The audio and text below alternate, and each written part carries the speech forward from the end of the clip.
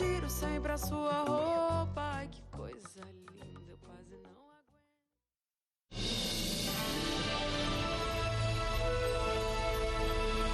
TV Centro-América, você sempre à frente. Olá, boa noite. MT2 começando com imagens ao vivo do cruzamento da Avenida Fernando Corrêa da Costa com o córrego do Barbado. Silvio Somavila mostra o trânsito nessa região nesse momento que está intenso, principalmente nas proximidades da rotatória. A avenida é uma das principais vias de acesso entre a região sul e a área central de Cuiabá. Movimento intenso, principalmente nos horários de pico, e o MT2 destaca também. Após o caso de envenenamento de crianças da Rede Municipal de Ensino de Cuiabá, a Secretaria de Educação cria projeto que ensina os alunos símbolos de produtos tóxicos. 2,5 toneladas de super maconha escondidas na carroceria de um caminhão. Essa é uma das maiores apreensões da droga registradas em Mato Grosso. E Tangará da Serra é o primeiro município do estado a exigir que condutores de motos e bicicletas elétricas façam um curso de habilitação para circular pela cidade. Essas e outras notícias agora no MT2.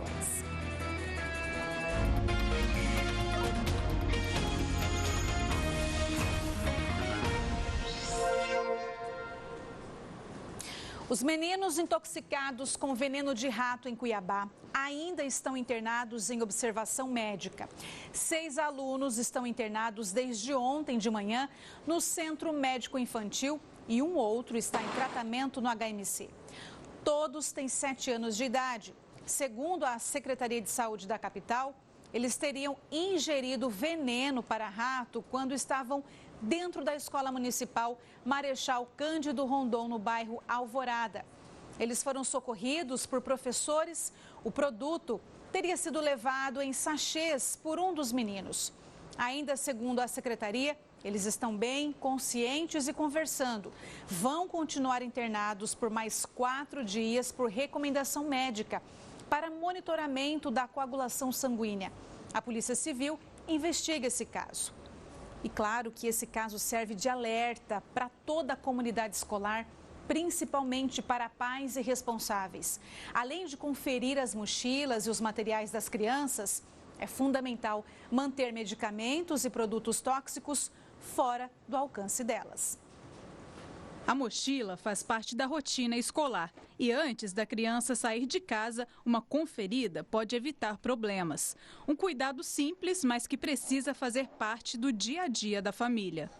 Para a gente, esse fator de parceria, família e escola é fundamental. Então, o papel da família de observar a mochila, vistoriar, para ver o que a criança colocou, não só de elementos químicos tóxicos, como remédios, que muitas vezes podem estar em casa de fácil acesso. Então, é extremamente importante essa revisão para que isso não vá para o ambiente escolar. É importante também em casa os pais tomarem esses cuidados, quanto aos locais de armazenamento desses itens que podem oferecer risco para evitar que isso chegue em contato ali com a criança, que é pequena. Mais do que conferir se o caderno, o estojo e os outros materiais estão na mochila, é importante transformar esse momento em um hábito. Ontem, 7 crianças de uma escola municipal de Cuiabá tiveram contato com veneno de rato. A partir desse caso, a Secretaria de Educação prepara um projeto para ensinar de forma lúdica como identificar símbolos que indicam que uma substância pode ser tóxica. Se tratando de crianças pequenas, o ideal é que a gente traga, então, como subsídio para essa sala de aula, para esse professor, símbolos que possam ali caracterizar produtos tóxicos, que não são aptos para consumo humano. Então, será por meio de apresentações, demonstrações, teatros, e aí a equipe técnica está formulando todos os aspectos lúdicos para serem abordados na educação infantil. Aqui no Hospital Municipal de Cuiabá, o Centro de Informação e Assistência Toxicológica funciona 24 horas por dia e orienta em casos de intoxicação. Então aqui no HMC nós temos o setor, né, tem os plantonistas médicos que prestam assistência quando o paciente chega, tanto na pediatria como na clínica adulto, né? E no setor existem as plantonistas que são enfermeiras, né, e que fazem esse levantamento, né, dos casos que chegam em relação à possibilidade de uso de antídotos, nos casos dos acidentes por animais peçonhentos, do uso e da quantidade, né, dos soros específicos para cada tipo de acidente, né?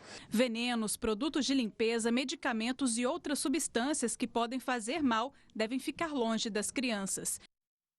A Polícia Rodoviária Federal confirmou hoje que a apreensão de supermaconha, feita ontem à noite em Primavera do Leste, é uma das maiores já registradas em Mato Grosso. Os policiais encontraram cerca de 2,5 toneladas da droga escondidas na carroceria de um caminhão na BR-070. A Elka Candelária tem outras informações sobre essa apreensão. A carga estava escondida em um caminhão que foi abordado numa fiscalização de rotina na BR-070 em Primavera do Leste. Durante inspeção no veículo, os policiais encontraram uma quantidade impressionante de drogas. Ao todo, foram apreendidos mais de 2.400 quilos de entorpecentes. A maior parte da carga era de skunk, conhecida como uma maconha mais potente. Além disso, foram apreendidos mais de 500 quilos de cloridrato de cocaína e pasta base. Segundo a PRF, os tabletes estavam distribuídos por todo o compartimento do caminhão. A carga era tão grande que foi necessário usar várias viaturas para levar todo o material até a delegacia. O motorista foi preso em flagrante e deve responder por tráfico interestadual de drogas. Ele foi encaminhado à Polícia Civil de Primavera do Leste. A polícia investiga um grupo criminoso suspeito de roubar fios de cobre em canteiros de obras de Cuiabá. Um dos suspeitos foi preso após ser perseguido pela polícia. Parte da perseguição foi registrada de dentro de um carro. Nas imagens dá para ver o estrago causado pelo suspeito na fuga. O motociclista atingido precisou ser encaminhado ao atendimento médico. De acordo com a polícia, ele ficou em estado grave. O Corolla tá fugindo, quase matou o motoqueiro, quebrou ele tudinho. A prisão foi possível após equipes de inteligência da Força Tática identificarem o carro usado como apoio nesses roubos, realizados nos dias 7 e 9 de agosto. O prejuízo causado pode chegar a R$800 mil. Nas ações, os criminosos chegaram a render e até obrigar os vigilantes a carregarem os cabos roubados. De acordo com as investigações, pelo menos 5 suspeitos teriam participado do crime. Essa é uma modalidade que eles vêm praticando, né? A exemplo também de outros estados. A gente tem conhecimento que as quadrilhas também estão se especializando isso em Minas Gerais também e Goiás. E aqui no Mato Grosso eles começam também a se especializar nessa parte. E a Força Tática, né? Como a gente atua contra facções criminosas, contra esse tipo de ações, através do serviço de inteligência, chegou até a identificação de alguns deles. O caso será investigado pela Polícia Civil para encontrar todos os integrantes da quadrilha apontada como responsável pelos roubos.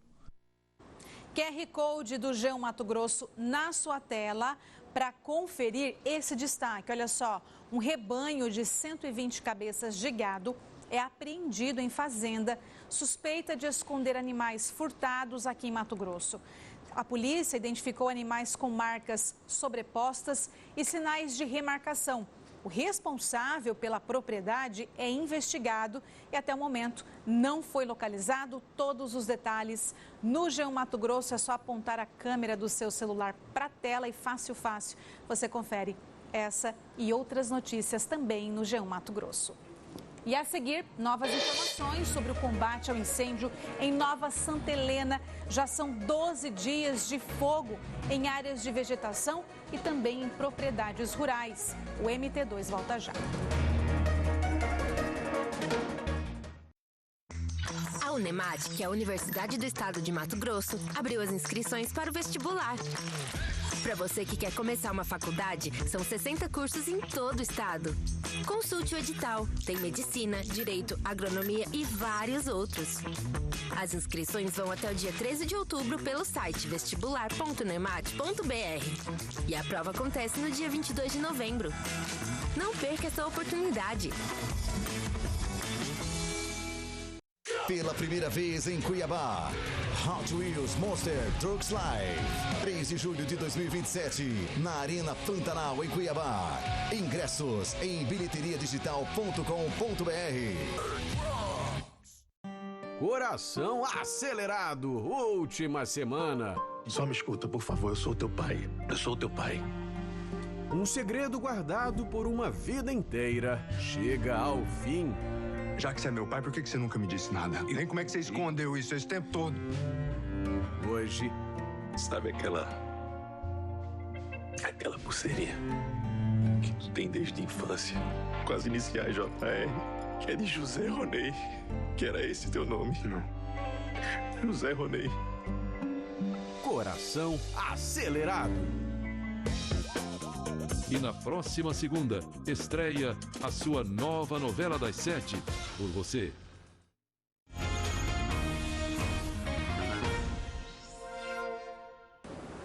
Terminado o período das convenções partidárias, agora é hora do registro das candidaturas na Justiça Eleitoral.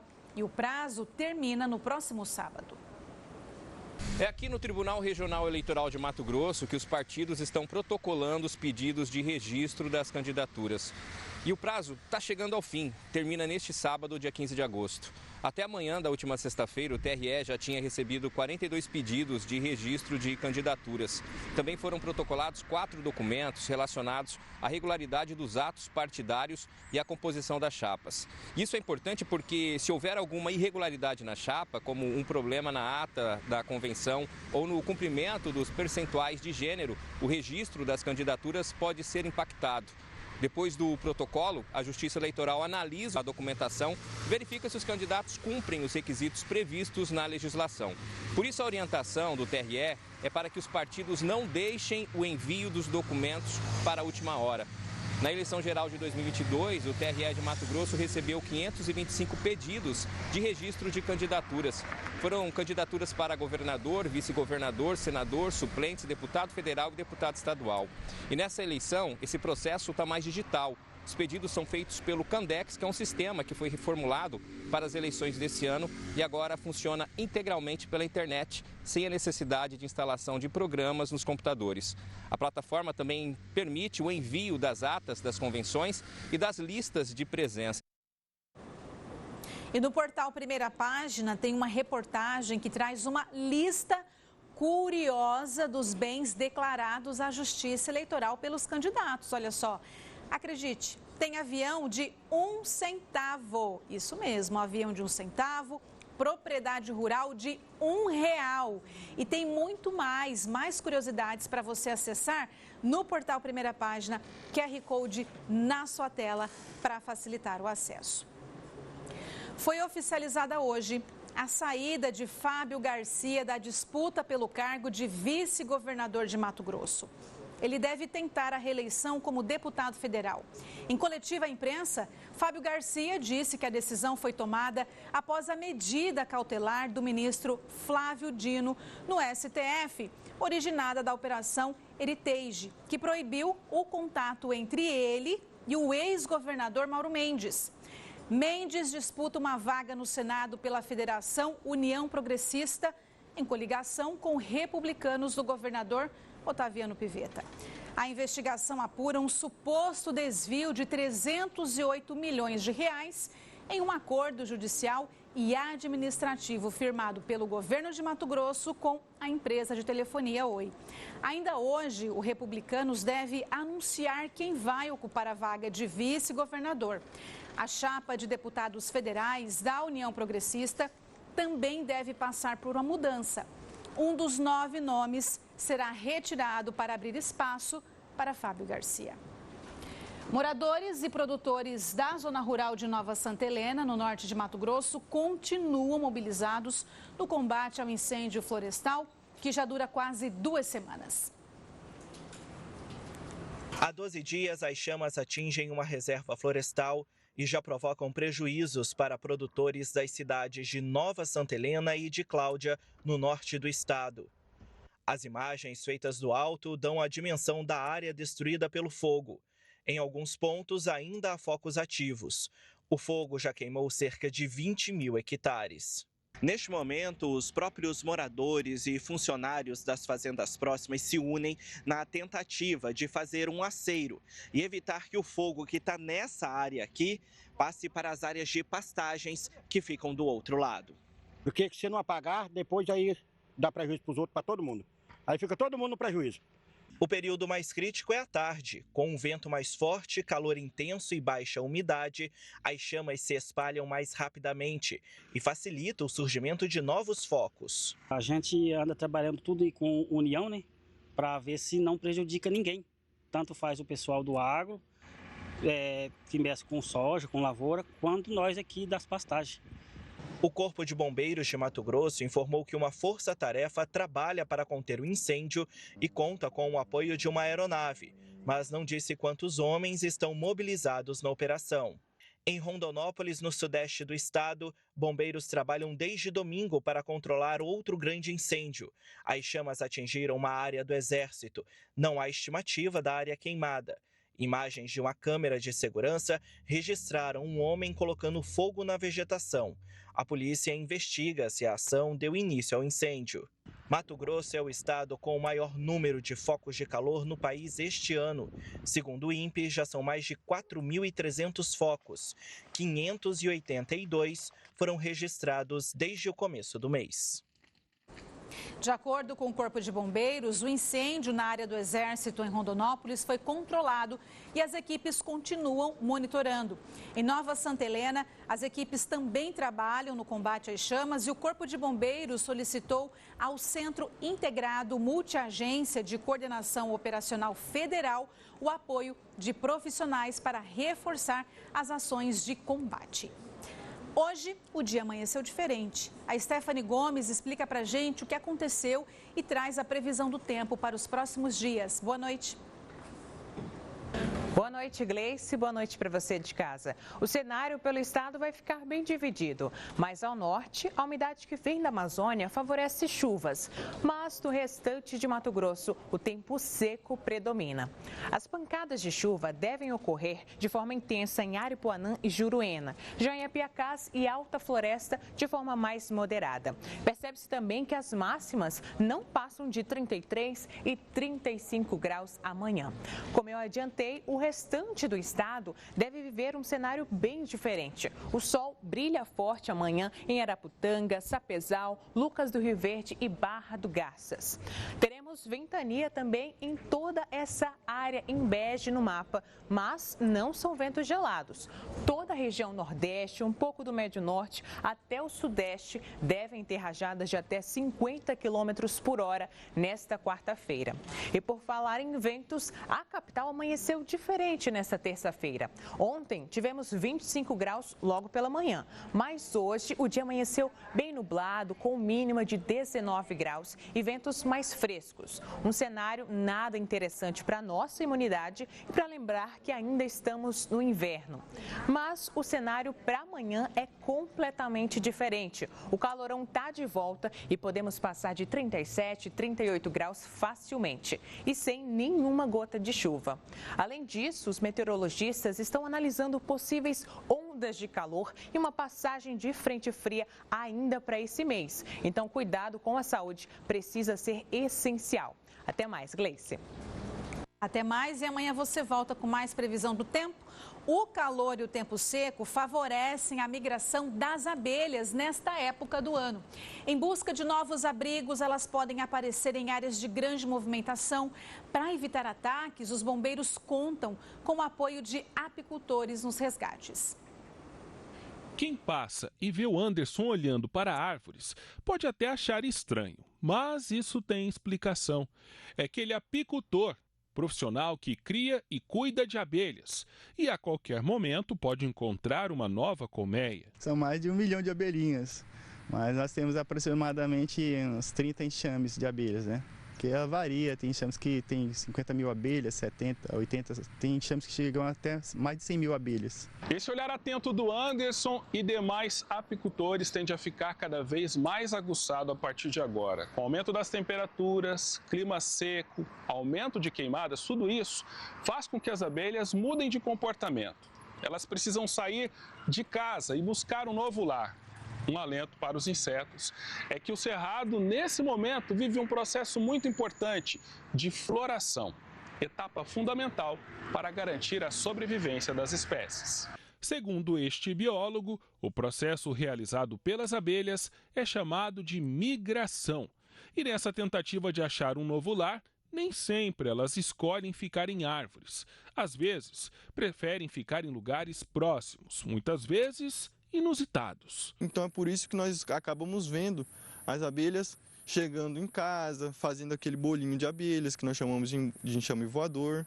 Então a presença delas nesse período é bem maior por conta disso. Ocorre que durante a instalação nesse novo lar, algumas espécies de abelhas e outros insetos, como marimbondos, vespas, podem se sentir em perigo e até mesmo atacar.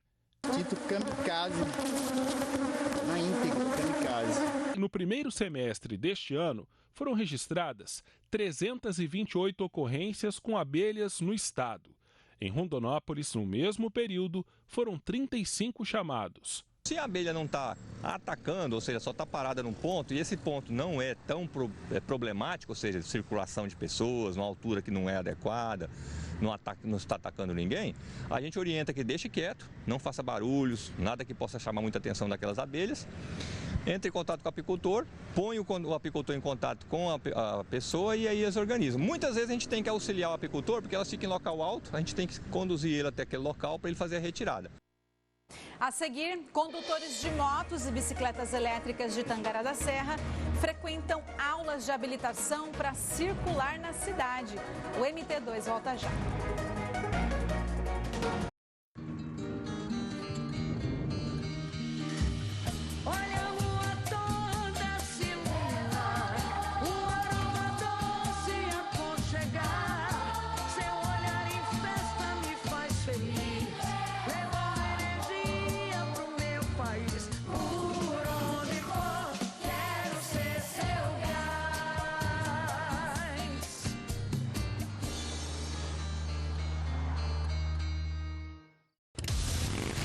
Paixão pela estrada te leva para a Chapada. Motociclistas do mundo todo em um só destino. Mato Grosso Motorcycle Weekend, Chapada dos Guimarães. 3 dias de evento e 2 atrações nacionais. Dia 14 de agosto tem Blitz. Dia 15, Ira. Hey Jude Beatles Cover. Mato Grosso Motorcycle Weekend. Acelere.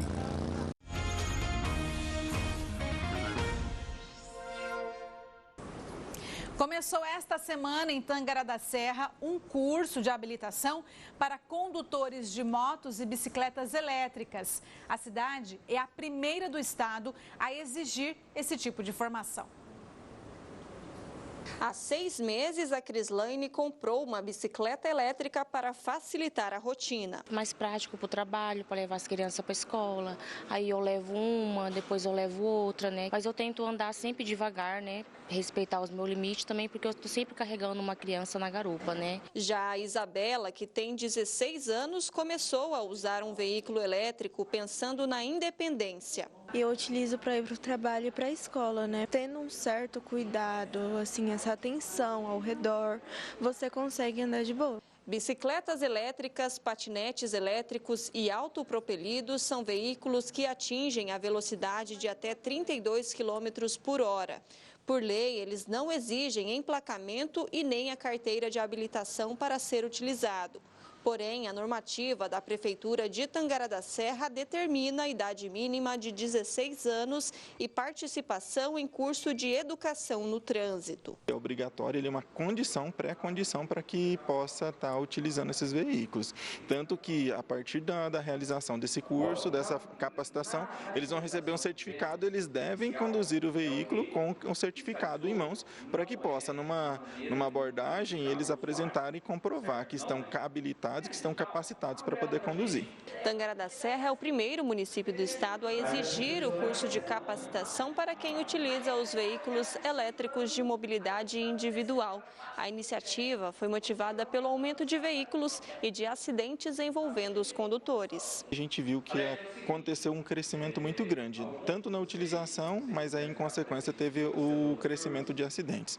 E essas pessoas, como não tinham conhecimento sobre a legislação de trânsito, a gente optou em colocar na lei, inserir essa capacitação para que eles tenham conhecimento sobre sinalização, sobre segurança e aí possam conduzir com muita tranquilidade o veículo na nossa cidade. A primeira etapa do curso tem 190 inscritos. Os condutores irão passar por treinamento teórico e prático. Questão de legislação, norma de circulação em conduta, fazer uma prática, capacete, fazer um checklist também nas bicicletas, nos equipamentos.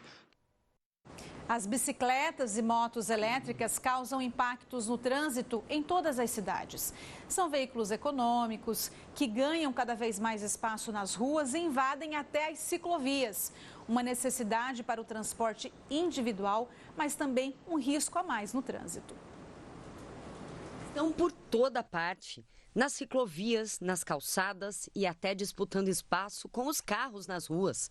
Os veículos autopropelidos se tornaram símbolo de uma nova mobilidade urbana, que é mais prática e mais barata. Facilita bastante. Se não fosse isso aqui, eu demoraria 1 hora para chegar no meu ponto de ônibus. Eu vou lá e ela volta com essa moto. Então é muito de boa. 10 minutos eu já estou lá. Para pilotar um desses, não é preciso ter carteira de habilitação nem emplacamento. Eu uso para ir no mercado, para ir para a escola, para ir para vários lugares. Em casa de amiga, andar na imagem ela é boa. Por definição, esses veículos são movidos por motor próprio, geralmente elétrico, com limite de velocidade e de potência. Tem uma carga de bateria que propulsiona um motor elétrico. Diferença principal é a potência e a velocidade que eles desempenham, que eles desenvolvem. No mesmo passo do crescimento acelerado desses veículos estão as regras ainda em adaptação e muito pouco conhecidas por quem está nas ruas. Com isso, o número de acidentes também cresce. A gente começa a se deparar com um novo veículo aí no trânsito, né? Os veículos autopropelidos, em especial as bicicletas elétricas e as motonetas, são as que a gente mais se depara no dia a dia nos atendimentos, né? Enquanto isso, o número de veículos tradicionais continua alto. Carros e motos ainda dominam as vias. Segundo o Detran, o estado de Mato Grosso tem cerca de 2,8 milhões de veículos registrados hoje. Os de propulsão própria ainda são minoria, mas crescem e rápido. O comércio percebe esse movimento. Um aumento de aproximadamente 150%, na busca das pessoas por veículos elétricos quando comparado ao mesmo período do ano passado. Eles proporcionam, além de uma economia, através do não consumo de combustível, uma mobilidade muito fácil, principalmente nos horários de pico, onde a pessoa pode usar os autopropelidos para passar pela ciclovia, cortando assim o trânsito da cidade. Durante muito tempo, o trânsito foi sinônimo de barulho. Buzinas, acelerações, barulho de motores, mas isso tem mudado. Os veículos autopropelidos são discretos, ágeis, quase passam despercebidos, não fazem som. Só que esse silêncio esconde uma mudança importante. Eles estão cada vez mais presentes, se multiplicam nas ciclovias e exigem uma atenção diferente de quem divide o espaço com eles. O desafio é fazer todo mundo conviver em segurança. Essas bicicletas, elas devem andar em ciclovias, ou então mais no canto da rua ali, como se fosse uma bicicleta. Mas às vezes ela está ali no trânsito junto com outros veículos. E aí às vezes a falta de experiência, às vezes de mudar de faixa, de usar um retrovisor ou então de passar num cruzamento, é o momento que acontece o acidente. Uma vez que se faça o uso consciente, nós teremos sim um trânsito muito mais seguro, um uso correto, o incidente não acontece, o acidente não acontece. Gosto pra caramba. Até prefiro, troquei uma moto pela bicicletinha elétrica. O MT2 termina aqui. Obrigada pela sua companhia. Daqui a pouco você pode rever todo o conteúdo acessando o Globoplay. A gente se despede com imagens do trânsito em Cuiabá. Avenida Fernando Corrêa da Costa, bem pertinho do Córrego do Barbado, região da UFMT. Trânsito intenso na região, mas está fluindo bem, sem registro de congestionamento nesse momento na região. Temos também imagens de um outro ponto da capital, Avenida do CPA, bem pertinho do Araés. Até amanhã. Tchau.